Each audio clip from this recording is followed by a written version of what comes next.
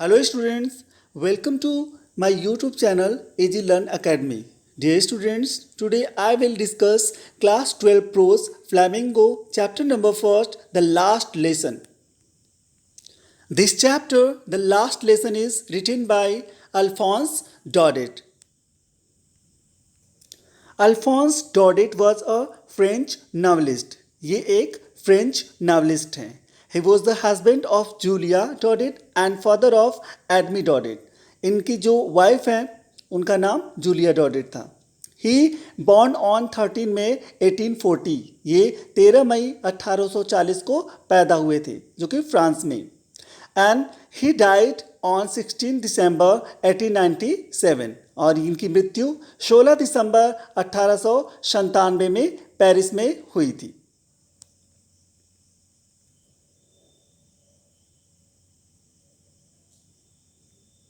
Students here about the author is given. यहाँ पर दिया हुआ है, आप देख सकते हैं अल्फोंस डॉडेट के बारे में. In this story the French districts of Alsace and Lorraine have passed into Prussian hands. इस कहानी में फ्रांस का अल्सेस जिला प्रशिया के हाथों में चला गया. Read the story to find out what effect this had on life at school. कहानी को पढ़कर चलिए पता लगाएं कि इसका स्कूल के जीवन पर क्या प्रभाव पड़ा. I started for school very late that morning and was in great dread of a scolding. उस सुबह मैं स्कूल के लिए देर से चला और मुझे डांटे जाने का डर था. Especially because M. Hamel had said that he would question us on participle. क्योंकि एम हैमल ने कहा था कि वो हमसे पार्टिसिपल के बारे में प्रश्न पूछेंगे. And I did not know the first word about them. और मैं उनके बारे में पहला शब्द भी नहीं जानता था. For a moment I thought of running away.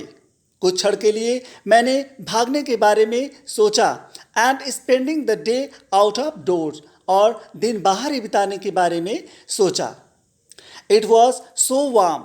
बहुत गर्मी थी. So bright. और धूप भी थी. The birds were chirping. पक्षियाँ चहचहा रही थी. At the edge of the woods.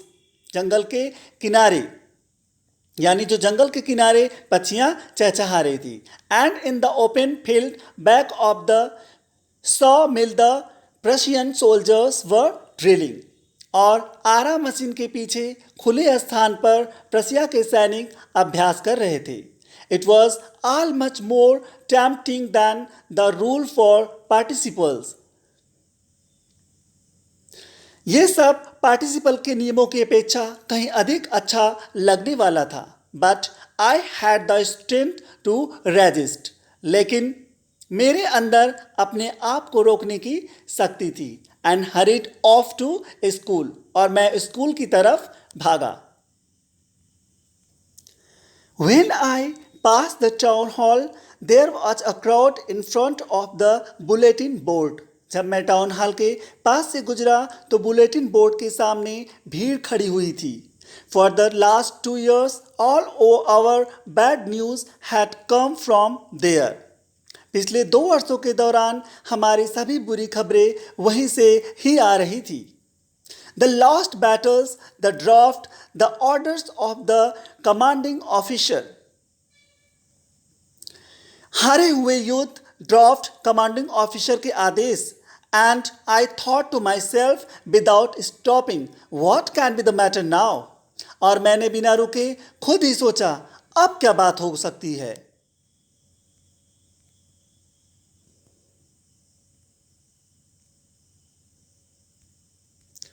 Then, as I hurried by as fast as I could go, the blacksmith watcher who was there with his apprentice reading the bulletin called after me, "Don't go so fast, Bob. You will get to your school in plenty of time." फिर जब मैं जितना तेज भाग सकता था उतना भागा तो लोहार जो वहाँ अपने सहायक के साथ खड़ा था बुलेटिन पर पढ़ते हुए मेरे पीछे से चिल्लाया, "इतने तेज मत भागो, तुम अपने स्कूल में काफ़ी समय से जा सकते हो." I thought he was making fun of me and reached M. Hamel's little gardens all out of breath. मैंने सोचा कि वह मेरा मजाक उड़ा रहा था और मैं हाँफता हुआ एम हैमेल के छोटे से गार्डन में पहुंचा. Usually, when school began, there was a great bustle which could be heard out in the street. प्रायः जब स्कूल शुरू होता था तो एक बहुत बड़ी हलचल शुरू होती थी जो गली में भी सुनाई दे सकती थी. Which the opening and closing of desk, lessons repeating in unison very loud with our hands over our ears to understand better. जैसे डेस्कों का खुलना और बंद होना, एक साथ मिलकर पाठ को दोहराना बहुत जोर से, हमारे हाथ हमारे कानों के ऊपर कुछ ज़्यादा समझने के लिए और अध्यापक का डंडा मेज पर बजता हुआ. परंतु आज सब कुछ शांत था. But now it was also still. लेकिन आज सब कुछ शांत था. I had counted on the commotion to get to my desk without being seen. मैं हमेशा बिना देखे हुए अपने डेस्क पर पहुंचने के लिए शोर के भरोसे रहता था. But of course that day everything had to be as quiet as Sunday morning. लेकिन उस दिन सब कुछ रविवार की सुबह की तरह शांत था. Through the window, I saw my classmates already in their places. खिड़की से मैंने अपने दोस्तों को देखा.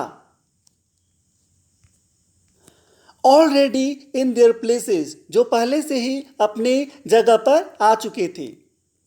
And M. Hamel walking up and down with his terrible iron ruler and his arm.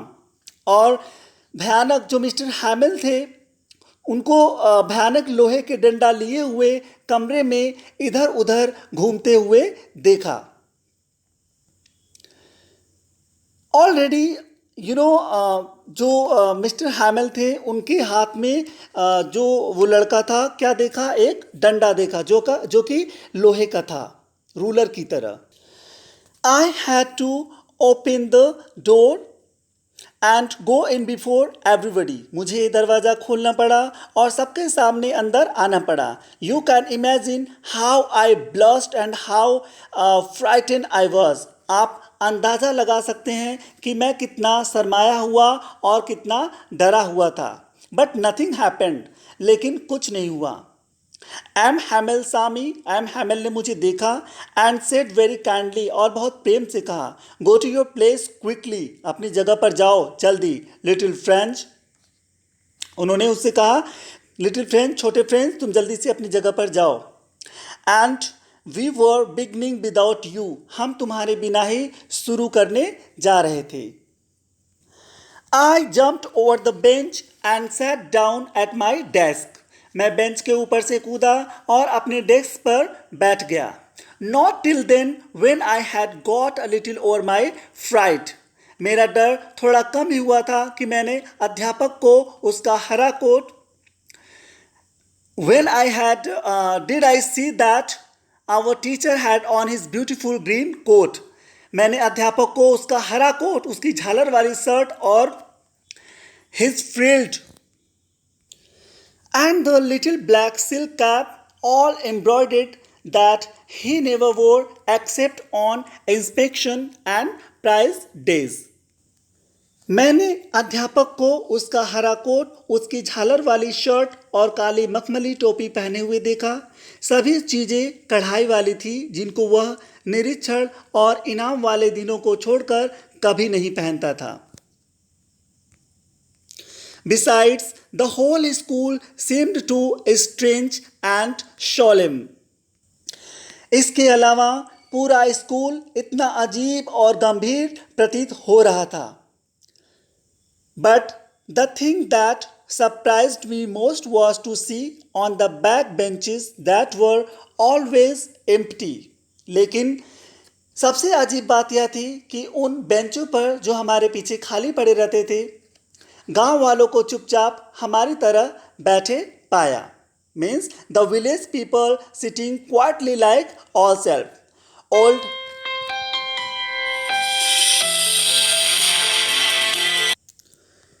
Old Hauser with his three-cornered hat, the former mayor, the former postmaster, and several other besides. Everybody looked sad, and Hauser had bought an old primer, thumbed at the edges, and he held it open on his knees with his great spectacles lying across the pages. बूढ़ा Houser अपनी तिकोनी टोपी के साथ and the भूतपूर्व mayor and past डाकिया और इनके अलावा कुछ और लोग हर एक उदास दिखा और हाउजर एक पुराना कायदा लाया था। उसने इसके किनारों को थपथपाकर खोला और अपने घुटनों पर रखकर अपनी नज़र इसके पेजों पर डाला। While I was wondering about it all, M. Hamel mounted his chair and in the same grave and gentle tone which he had used to me, said, "My children, this is the last lesson I shall give you." जब मैं इस सब के बारे में सोच रहा था, एम हैमल अपनी कुर्सी पर बैठा और उसी गंभीर और भद्र आवाज़ में जो मेरे साथ प्रयोग करता था कहा, मेरे बच्चों, यह अंतिम पाठ है जो मैं तुम्हें दूंगा। The order has come from Berlin to teach only German in the schools of Alice and Lauren.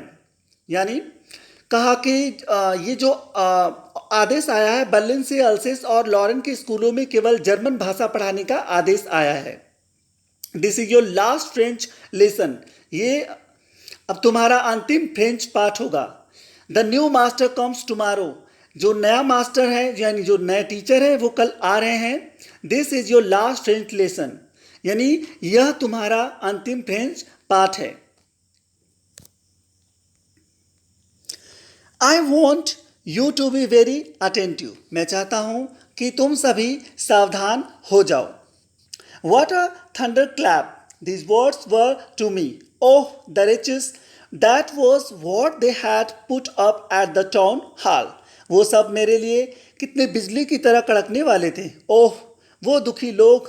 यह था जो उन्होंने टाउन हॉल के सामने लिख रखा था। My last translation. Why I hardly knew how to write. I should never learn anymore. I must stop there. Then, oh, how sorry I was for not learning my lesson.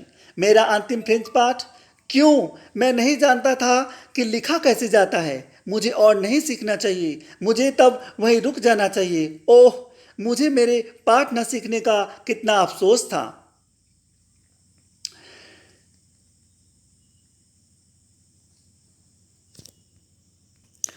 Oh, how sorry I was for not learning my lesson, for seeking birds' eggs or going sliding on the shore. यानी पक्षियों कितना अफसोस था पक्षियों के अंडे ढूंढने का सार पर फिसलते हुए जाने के लिए। My books that had seemed such a nonsense a while ago, so heavy to carry my grammar and my history of these sands, were old friends now that I could not give up. मेरी किताबें जो थोड़ी देर पहले मुझे एक समस्या लगती थी, जो ले जाने में इतनी भारी थी, मेरी ग्रामर और मेरी संतों का इतिहास अब मेरे पुराने दोस्त बन गए थे, जिनको मैं त्याग नहीं सकता था। And M. Hamel too, the idea that he was going away, that I should never see him again, made me forget all about his ruler and how cranky he was. यानी और एम हैमेल भी त्याग नहीं सकता था इस विचार ने कि वह दूर जा रहा था कि मैं उसे दोबारा नहीं देख पाऊंगा। मुझे उसके डंडे के बारे में भुला दिया था और यह भुला दिया था कि वह कितना सनकी था। Poor man, it was in honor of this last lesson that he had put on his fine Sunday clothes, and now I understood. बेचारा आदमी, यह इस पाठ के सम्मान में ही था कि उसने रविवार को पहने जाने वाले कपड़े पहने थे और अब मैं समझ गया था why the old man of the village was sitting there in the back of the room कि ये जो बूढ़े आदमी से कक्षा के पीछे क्यों बैठे हुए थे. It was because they were sorry too that they had not gone to school more. यह इसलिए था कि उन्हें भी अफसोस था कि वो भी अब और स्कूल नहीं गए थे. It was their way to thanking our master for his 40 years of faithful service. और यह उनका हमारे अध्यापक को उनकी 40 साल की सेवा के लिए धन्यवाद कहने का तरीका था. And of showing their respect for the country that was there no more. और उस देश के प्रति सम्मान दिखाने का तरीका था जो अब और उनका नहीं रहा था. While I was thinking of all this, जब मैं इस सब के बारे में सोच रहा था, I heard my name called. मैंने सुना मेरा नाम पुकारा गया. It was my turn to recite. अब मेरा नंबर सुनने का था. What would I not have given to be able to say that dreadful rule for the participle all through? Means participle के उस नियम का जोर से और स्पष्ट बिना गलती किए हुए बोल पाने के लिए मैं क्या नहीं दे चुका होता.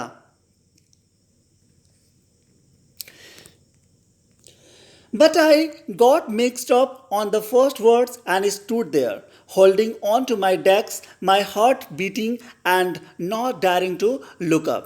लेकिन मैंने पहले शब्द मिला दिए और खड़ा रहा, मेरे डेस्क को पकड़े हुए, मेरा दिल धड़कता हुआ और ऊपर देखने का साहस न करता हुआ. I heard M. Hamel say to me, I won't scold you. Scold का मतलब होता है डांटना. मैंने M. Hamel को मुझे कहते हुए सुना, मैं तुम्हें डांटूंगा नहीं. Little friends, छोटे friends, you must feel bad enough. तुम्हें काफ़ी बुरा महसूस होगा. See now, see how it is. देखो ये कैसे होता है. Every day we have said to ourselves, bah, I have plenty of time. हर रोज हम कहते हैं अपने आप से, वाह, That's plenty of time. कितनी बार, मेरे पास बहुत समय है. मतलब किसी भी काम को करने का हम बार बार कहते हैं कि चलो आज नहीं हुआ तो क्या हुआ, अभी बहुत समय है. I will learn it tomorrow.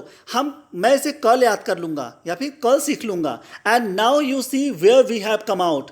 और अब देखो हम कहाँ तक पहुँच आए हैं. यानी हमारी पूरी ज़िंदगी निकल जाती है कल कल करते हुए, लेकिन कल कभी नहीं आता और हम सीख नहीं पाते. इसलिए आप सभी को आज ही सीखना चाहिए.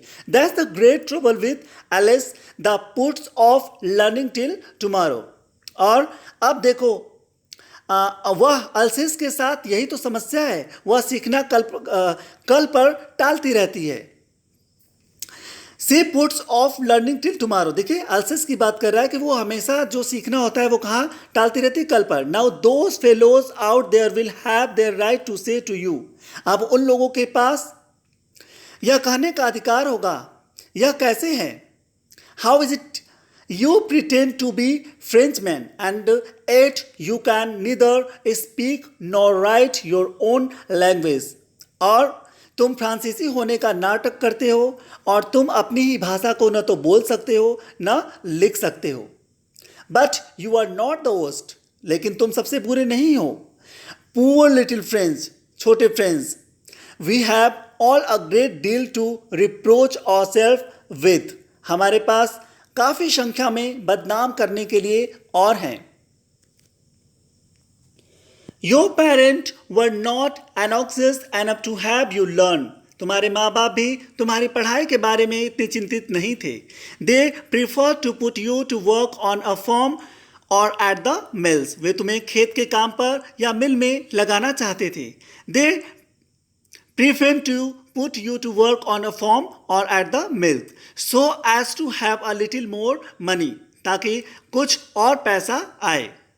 And I और मैं I have been to blame also. मैं भी दोष रहा है. मैं भी दोषी रहा हूँ. मेरा भी दोष रहा है. I have been to blame also. Have I not often sent you to water my flowers instead of learning your lessons? मैंने तुम्हें प्राय मेरे फूलों को पानी देने नहीं भेजा, पढ़ाई करने की बजाय। And when I wanted to go fishing, did I not just give you a holiday? और जब मैं मछलियां पकड़ने जाना चाहता था तो क्या मैंने तुम्हारी छुट्टी नहीं की? Then from one thing to another, M. Hamel went on to talk of the French language, saying that it was the most beautiful. फिर एम हैमल फ्रेंच भाषा के बारे में एक के बाद एक बातें करता रहा, यह कहता हुआ कि यह संसार की सबसे सुंदर भाषा है in the world, the clearest, the most logical, that we must guard it among us and never forget it. Means सबसे स्पष्ट, सबसे अधिक तर्क संगत कि हमें इसकी रक्षा अवश्य करनी चाहिए और इसे कभी नहीं भूलना चाहिए।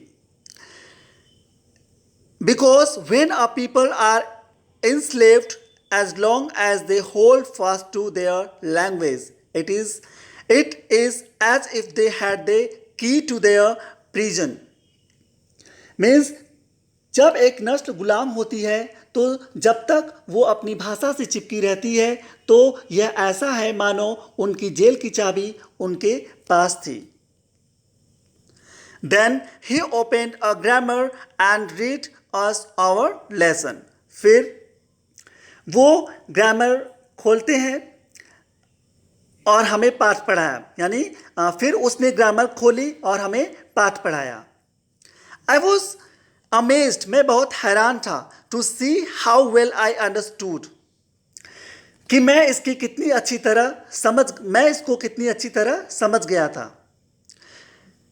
All he said seemed too easy, so easy, I think too, that I had never listened so carefully.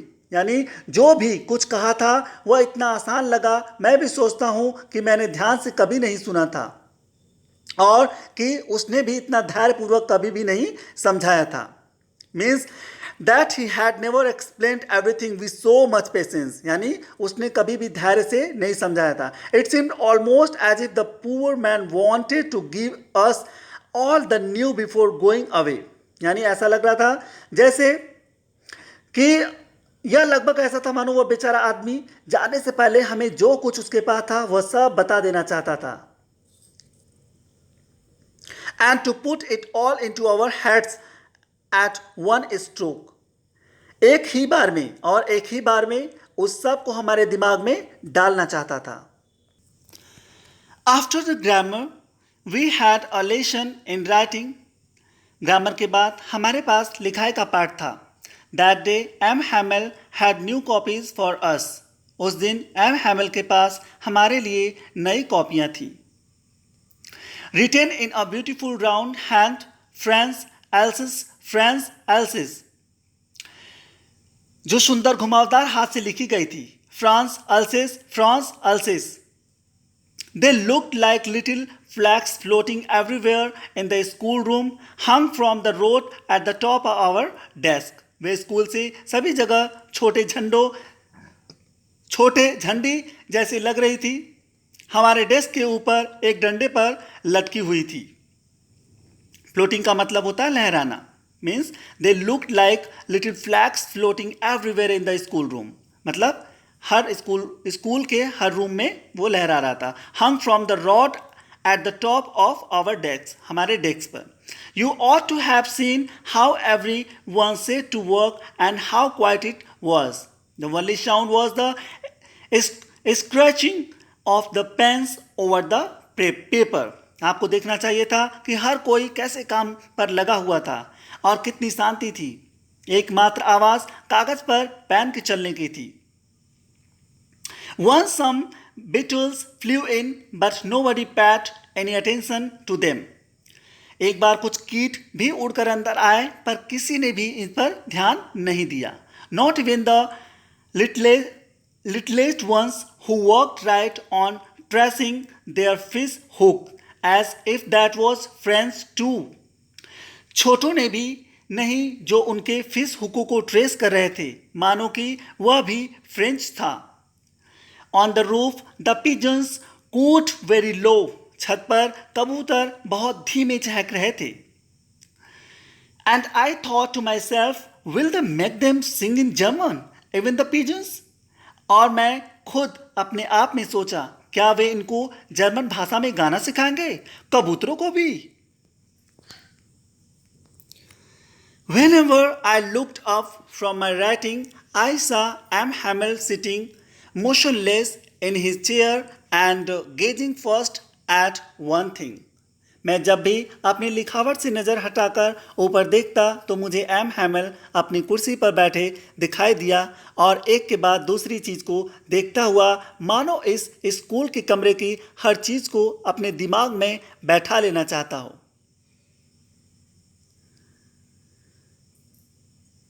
As if he wanted to fix in his mind just how everything looked in the little schoolroom. Fancy, for 40 years he had been there in the some place, with his garden outside the window and his class in front of him. Just like that.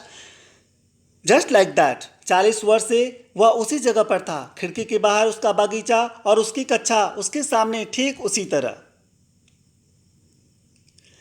Only the desks and benches had been worn smooth.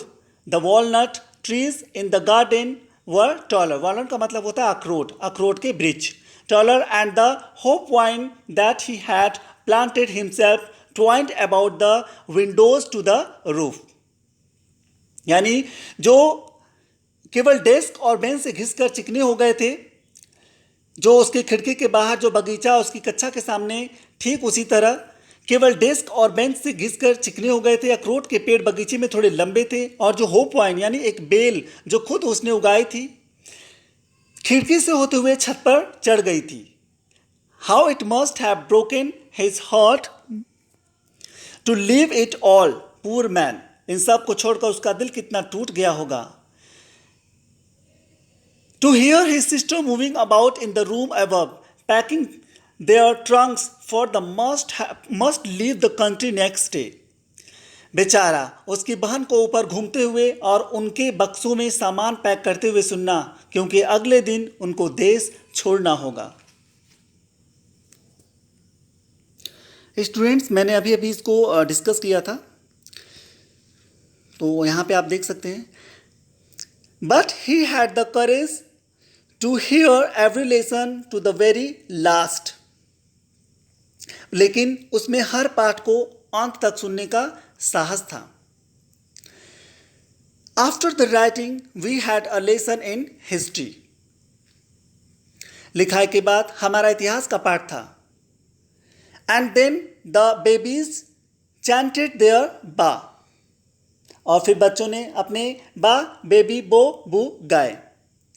And down there at the back of the room old Hauser had put on his spectacles and holding his primer in both hands. कमरे में पीछे बैठे बूढ़े Houser ने अपने चश्मे पहन लिए थे और दोनों हाथों में अपना कायदा पकड़कर उनके साथ अक्षर बोल रहा था. You could see that आप देख सकते थे कि वह भी He too was crying. वह भी रो रहा था. His voice trembled with emotion. उसकी आवाज़ भावुकता से काँप रही थी. And it was so funny. और उसको सुनना इतना मजाकिया था. To hear him that we all wanted to laugh and cry. कि हम भी हंसना चाहते थे और रोना भी. How well I remember it. मुझे अभी भी कितनी अच्छी तरह याद है. That last lesson. वो अंतिम सबक. All at once the church clock struck 12. अचानक चर्च की घंटी ने 12 बजाए. Then the angels फिर प्रार्थना.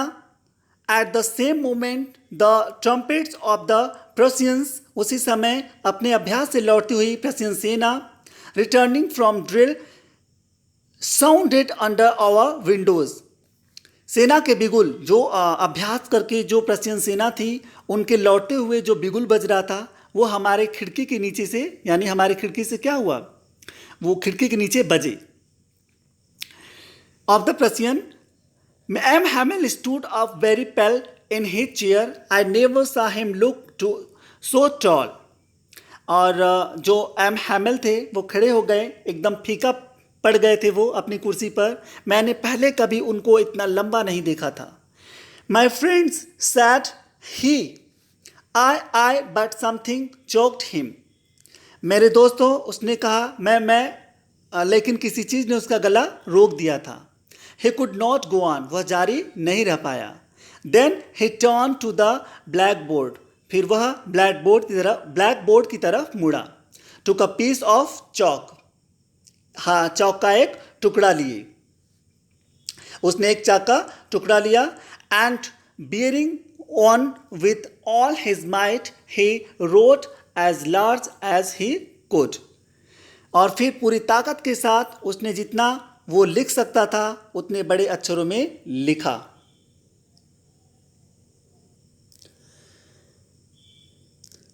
Vive la France. आप यहाँ पे पढ़ सकते हैं Vive la France. तब वह रुका और उसने सिर दीवार के साथ टिका लिया और बिना कुछ बोले उसने हमें हाथ से संकेत किया, स्कूल खत्म हो गया, आप जा सकते हैं. मीन्स यहाँ पे देख सकते हैं जब उसने लिखा vive la France, then he stopped and leaned his head. Lean का मतलब होता है झुकाया. अगेंस्ट द वॉल, सिर की तरफ यानी सिर से सटाकर. लीन अगेंस्ट द वॉल यानी सिर से सटाकर खड़ा करना. एंड विदाउट अ वर्ड, बिना कुछ बोले, ही मेड अ गेस्चर यानी इशारा किया, टू अस हमें, विथ हिज हैंड अपने हाथों से.